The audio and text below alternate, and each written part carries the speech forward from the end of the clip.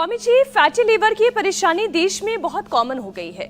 हर 100 में से 30 लोगों को ये परेशानी दिखाई दे रही है और हद तो ये है कि अब ये बीमारी बड़ों के साथ साथ बच्चों में भी आ रही है।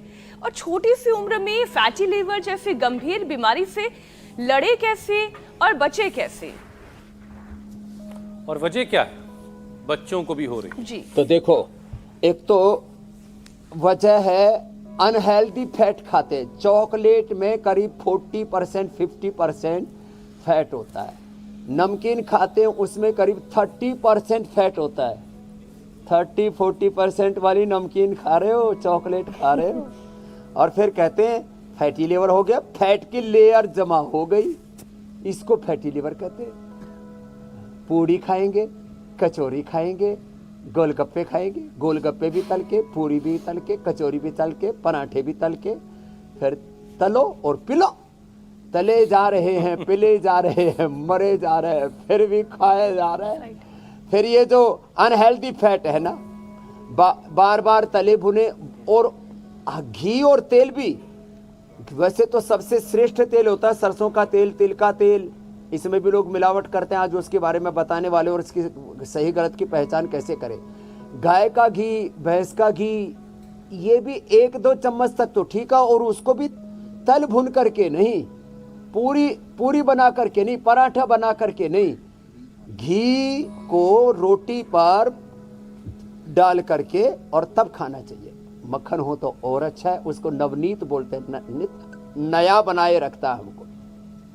खैर, अब अभ्यास क्रम को आगे बढ़ाते, बैठ के बाद ये लेट करके अभ्यास चल रहे हैं। तो ये जो अनहेल्दी फैट है, ओवर फैट है, और फिर लेस फिजिकल एक्टिविटी, अभ्यास करते नहीं, योगाभ्यास नहीं करते, दौड़ते नहीं।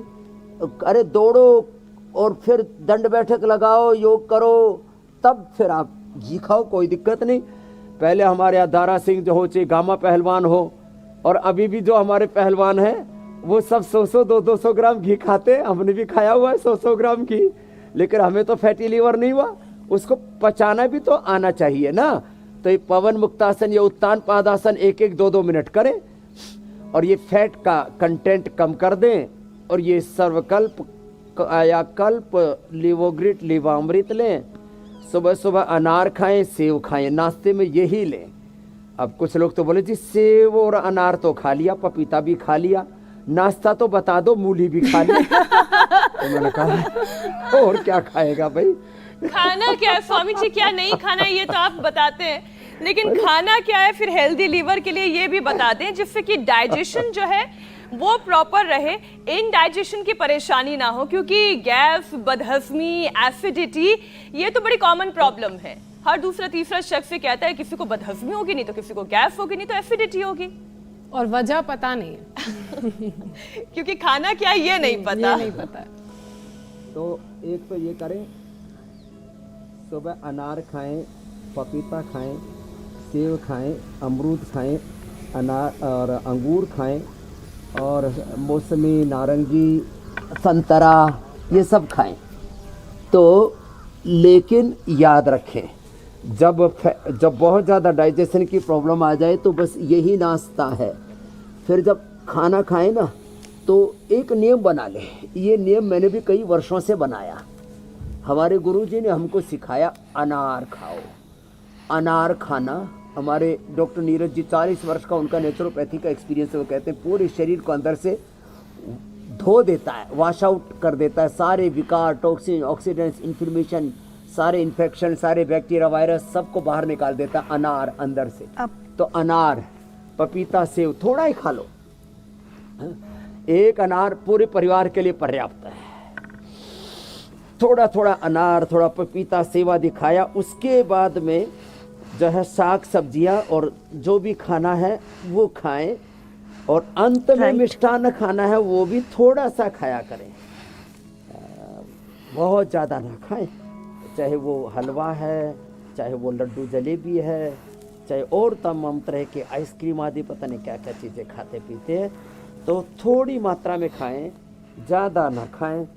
और पचाने के लिए एक तो अभी तो लीवर किडनी के लिए अभ्यास चल रहे थे, ये अर्धहलासन, पाद वृत्तासन, द्विचक्रिकासन, लेट करके, बैठ के, स्थित कोणासन, चक्रियासन, ये तो रोज की दिनचर्या में हमने सम्मिलित कर दिए हैं। तो ये गैस, बदहजमी, फिर उससे फैटी लीवर, फिर उससे कोलेस्ट्रॉल का बढ़ना, फिर उस ओहो सुबह सुबह बाथरूम में तो सबको को अपना पेट दिखता ही होगा। क्या हालत कर रखी है तुमने अपनी, क्या बुरे हाल कर रखे हैं। ओहो, अपने साथ कितनी क्रूरता, जुल्म, जाति, नाइंसाफी हम करते हैं। पेट बढ़ रहा है, कमर बढ़ रही है, कुल्ले बढ़ रहे हैं, पूरा शरीर चारों तरफ से फैला जा रहा है, फिर भी लोग बाज नहीं आते उल्टी सीधी चीज़ें खाने से, उल्टी पुल्टी चीज़ें खा रहे हैं। तो देखो, आहार को तो ठीक करना ही पड़ेगा। आहार ही हमारा रॉ मटेरियल है। जब हम पेट्रोल वाली गाड़ी में डीजल भी डाले तो चलती नहीं है।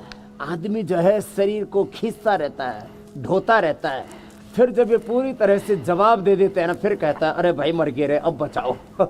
फिर वो हॉस्पिटलों की तरफ भागता है, फिर लूटता पीटता है, फिर ये सिंथेटिक दवाइयाँ खाता है।